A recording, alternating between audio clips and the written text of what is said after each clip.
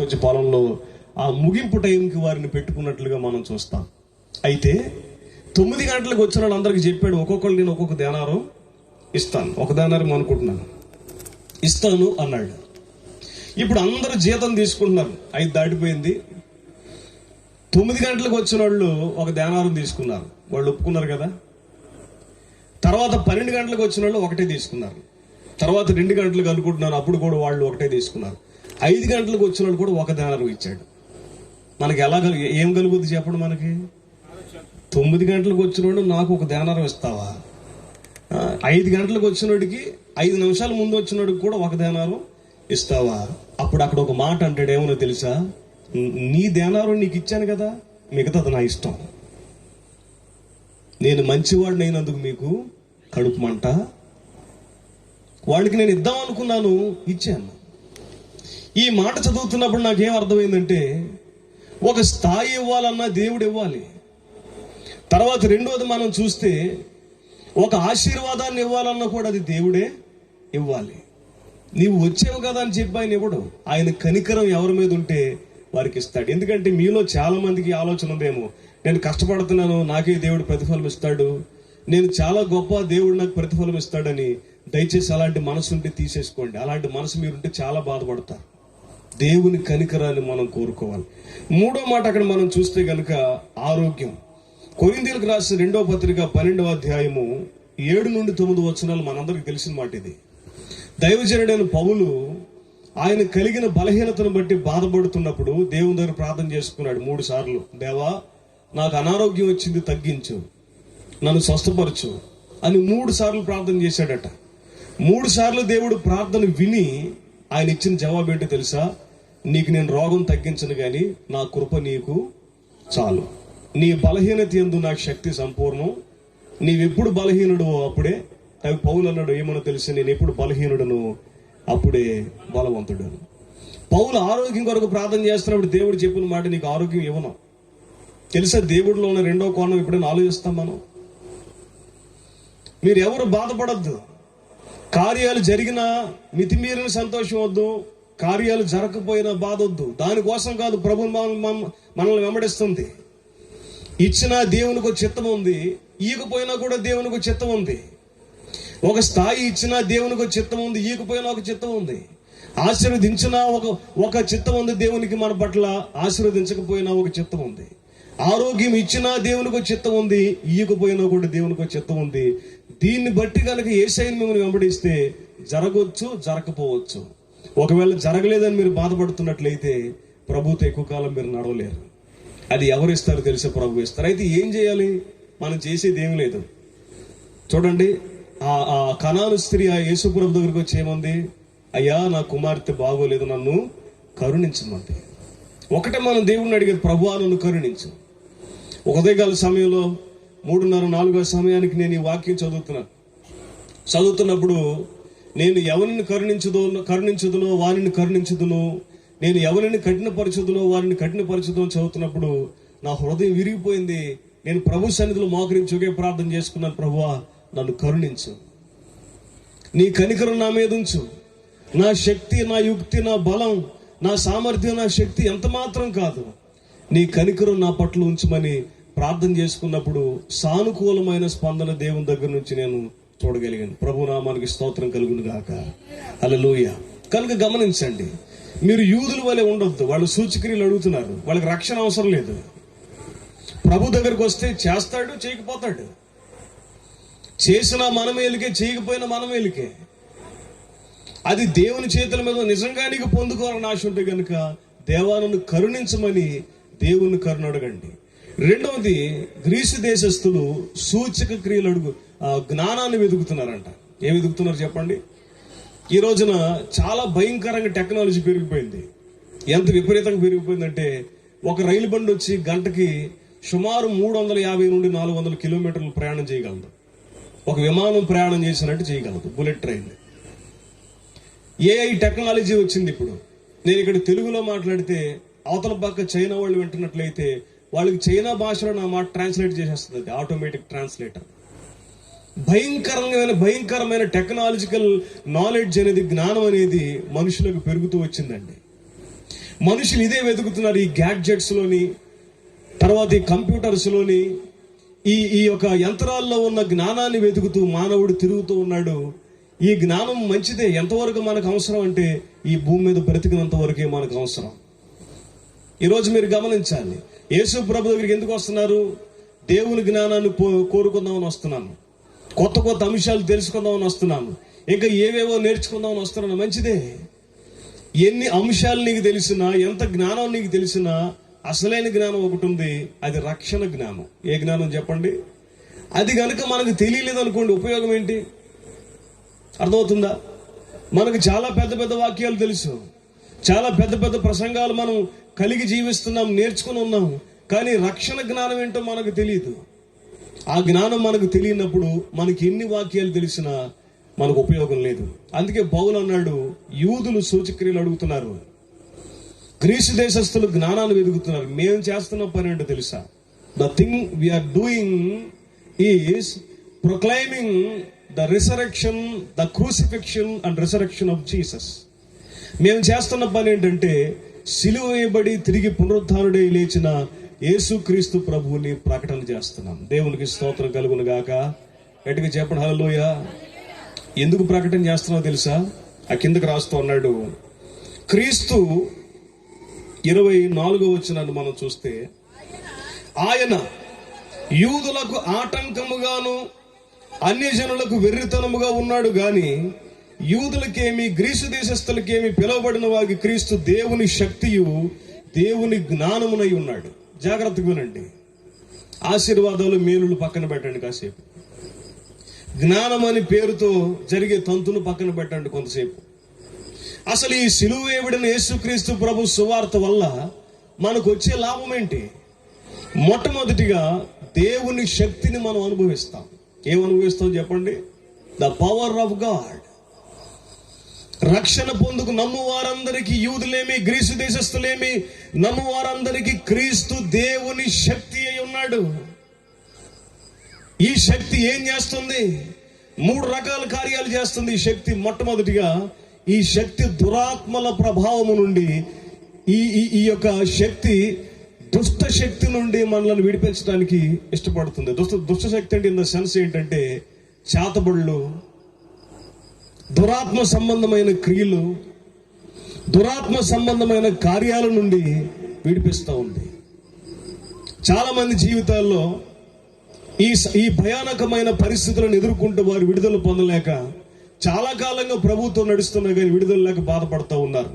ఈ రాత్రి సిలువ వేయబడిన యేసుక్రీస్తు ప్రభుని మీరు విశ్వసించగలిగితే కనుక తరతరాలుగా అనేక సంవత్సరాలుగా బాధపడుతున్న ఆ శాపగ్రస్తమైన సాతాను తంత్రాల నుండి విడిపించడానికి ప్రభు అలా చేయడానికి ఆయన గొప్ప దేవుడే ఉన్నాడు. దేవునికి స్తోత్రం కలుగును గాక.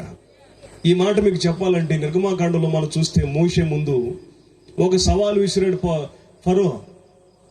కర్ర కింద వేయగానే పాము అయింది. ఫరో మాంత్రికులు పిలిచి అన్నాడు, నీ పవర్ ఏంటి, నా పవర్ కూడా ఉంది చూస్తావా అన్నాడు. వాళ్ళ మాంత్రికులు అందరూ వచ్చి కర్రల కింద వేయగానే వారి కర్రలు కూడా పాములు అయ్యాయి. అయితే అద్భుతం ఏంటో చెప్పమంటారా? ఈ దైవజనుడైన ప్రవక్త అయిన మోషే యొక్క పాము వాటన్నిటిని మింగివేసింది. ఈ రాత్రి ఎటువంటి దుష్ట శక్తుల చేత మీరు పీడించబడుతూ ఉన్నారు, మీ బిడ్డలు పీడించబడుతూ ఉన్నారు, ఎటువంటి చేతబడుల చేత పీడించబడుతున్నారు, ఎటువంటి భయంకరమైన శాపగ్రస్తమైన శక్తుల నుంచి పీడించబడుతున్నారు, నా యేసు సిలువ వైపు మీరు చూడగలిగితే ఆయన దేవుని శక్తి అయి ఉన్నాడు. ఆ దేవుని శక్తి అయి ఉన్న క్రీస్తు ఈ రాత్రి మిమ్మల్ని శాపగ్రస్తమైన దురాత్మ శక్తుల నుండి బయటకు తీసుకుని రాగలడు. నమ్మితే ప్రభుకు స్తోత్రం చెబుతాం గట్టిగా హల్లెలూయా. 2, దేవుని శక్తి దేని నుంచి విడుదల ఇస్తుందంటే పాపము నుండి విడుదల ఇస్తుంది. దేని నుండి చెప్పండి? కొంచెం గట్టిగా చెప్పండి. దేని నుండి?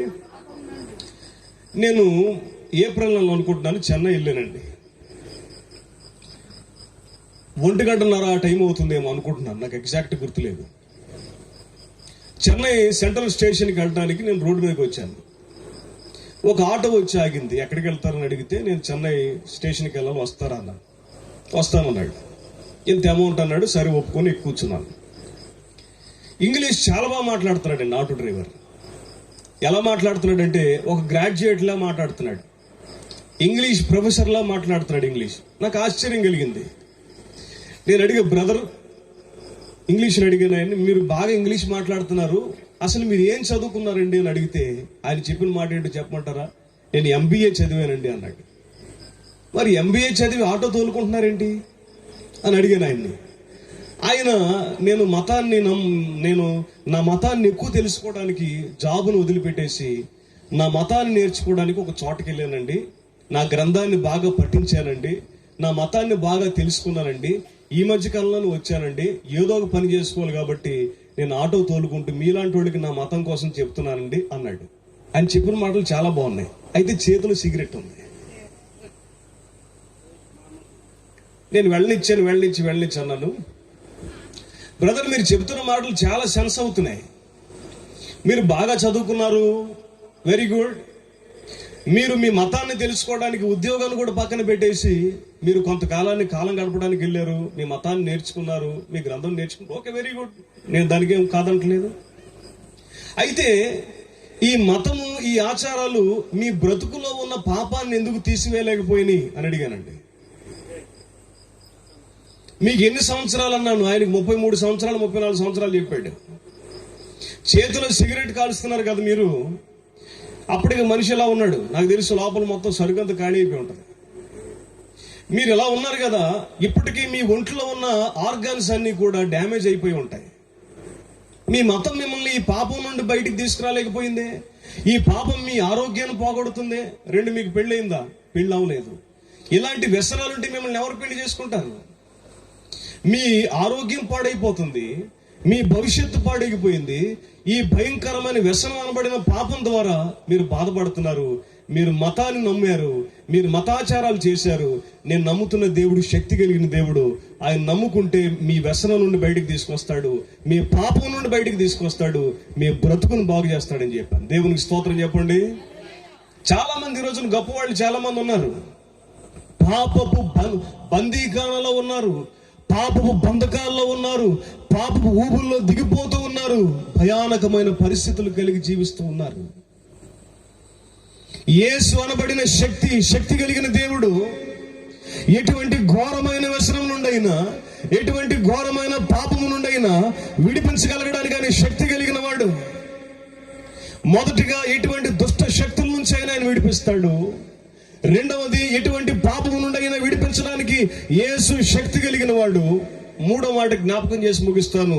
కొలస్సీలకు రాసిన పత్రిక 1వ అధ్యాయంలో ఒక మాట మనం చూడగలిగితే, 1వ అధ్యాయము 14 వచ్చిన మనం చూస్తే 13-14, ఆయన మనలను అంధకార సంబంధమైన అధికారములో నుండి విడుదల చేసి తాను ప్రేమించిన తన కుమారుని యొక్క రాజ్య నివాసులుగా చేసెను. మూడోది, అపవాది సాతాను యొక్క చెర నుండి విడిపిస్తాడు. ఈ లోకమంతా కూడా దాదాపుగా మనుషులందరూ కూడా ప్రభువుని నమ్మని వారు, రక్షణ పొందిన వారు సాతాను కబంధ హస్తాల్లో ఉన్నారు. వారికి యజమాని అపవాది. వాడిచ్చే ప్రతిఫలం ఏంటో తెలుసా?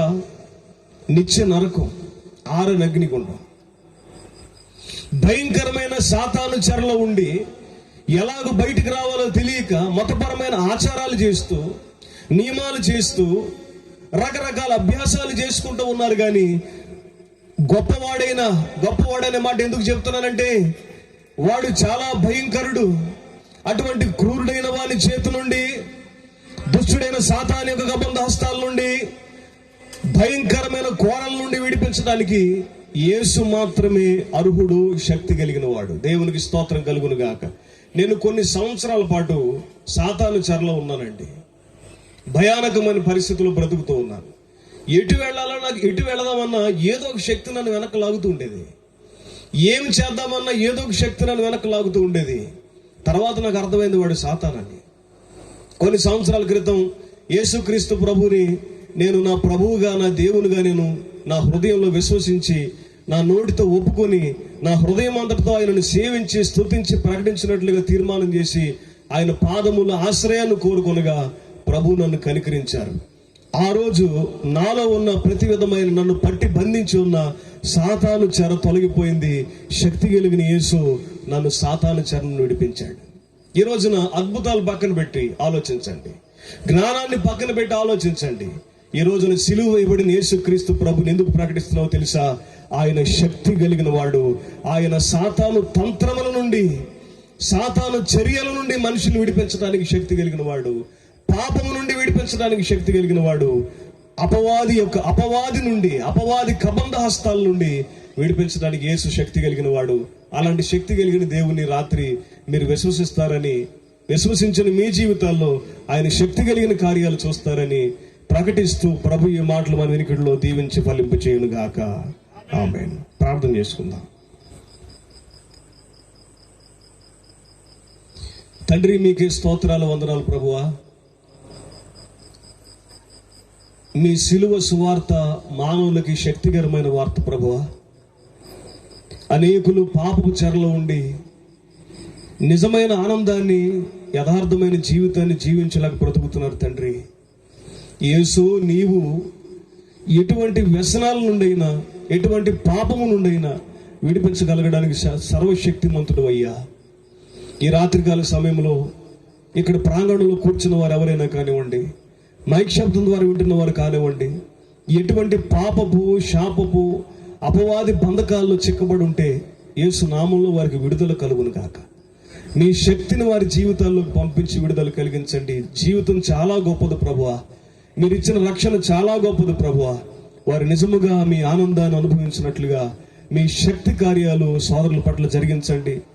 మేలులు జరిగినా జరగకపోయినా, జ్ఞానం తెలిసినా తెలియకపోయినా, నీ సిలువ సువార్త యందు విశ్వాసం ఉంచి ప్రభువా, నీ శక్తి కలిగిన కార్యాలు మా జీవితాల్లో చూచినట్లుగా కృప చూపించమని, వెనక నిలబడబోతున్న మీ దాసుని బలమైన పాత్రగా మీరు మీ ఆత్మాభిషేకంతో నింపి వాడుకోమని, మరిన్ని బలమైన మాటలు తండ్రి వినిపించమని కోరుకుంటూ, జీవాధిపతి అయిన యేసు ప్రభు నామంలో కృతజ్ఞతలు చెల్లిస్తూ వాక్య ఫలింపును పొందుకుని ఉన్నాము తండ్రి. ఆమేన్.